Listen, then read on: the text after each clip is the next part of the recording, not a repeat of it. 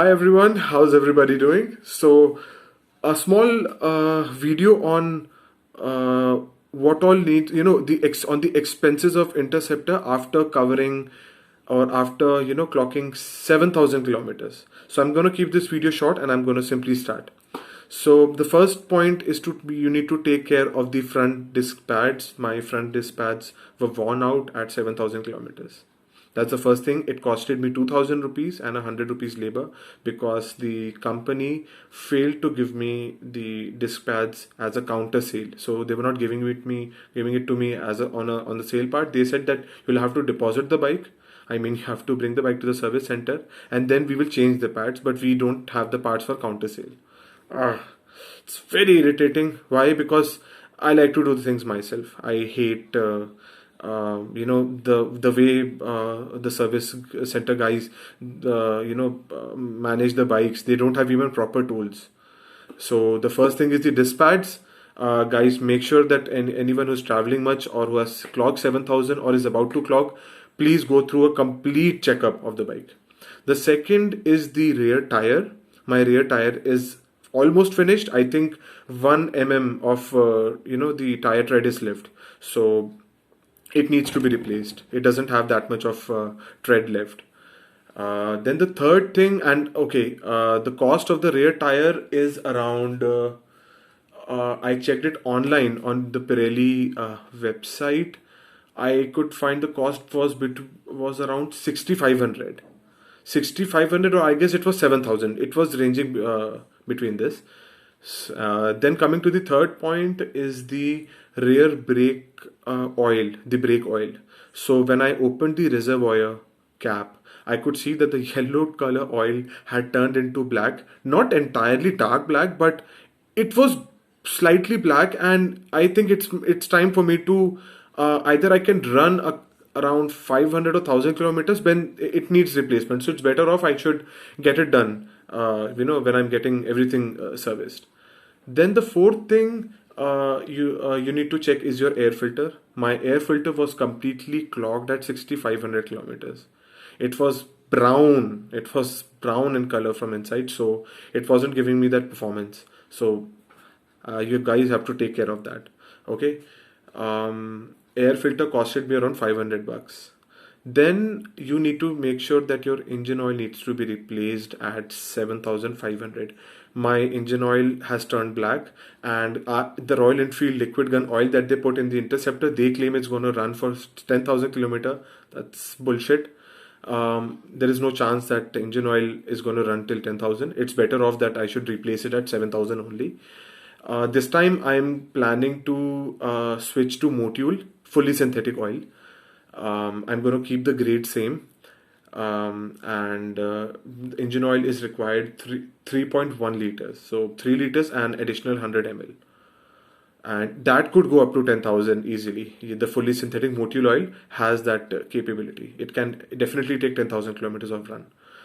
And when I plan to change the oil, what I do is, this is something that my friend told me, and I find it a good learning, that what I will do is that once I replace the oil, I will, once the oil is replaced, then I will not run the bike at top speeds. I will not rev the bike, redline the bike. I would run the bike around 70 to 80 for like 50-60 kilometers. Let the new oil, get a bit, I would say, I don't have the right word, but just, sync with the engine, let it burn a bit, and then I can just go for the normal way of my riding. I can like cruising at 120 or 130. I believe that even the oil needs just a couple of kilometers to completely circulate over the engine and let it get a bit burnt, and that it might actually perform a bit better. This is just the learning from my friend, and I'm just going to give it a try. Just for the health of the engine. Maybe it might not have any specific, reason. It's just a try. Let's see. Then the other thing that you need to take care of is the spokes of your rims. The spokes needs to be adjusted.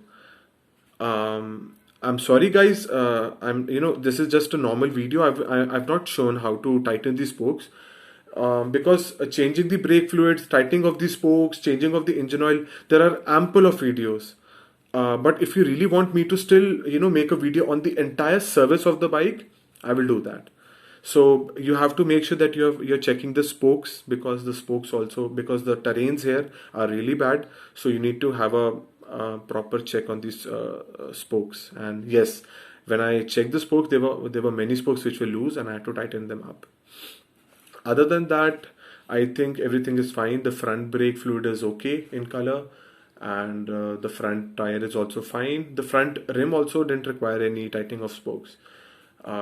The problem was with the rear. So the rear tire has gone, the rear brake fluid has turned black, the rear rim also need some adjustment. The spokes need adjustment. Air filter had to be replaced. The engine oil is I will be replacing very soon.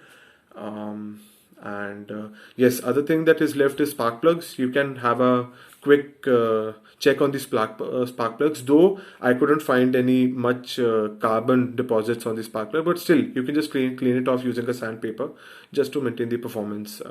Okay, other than that, I am not able to find any other thing that needs to be taken care of. Yes, everything seems to be fine. The chain is going to also work fine. You might need to just adjust the chain a bit.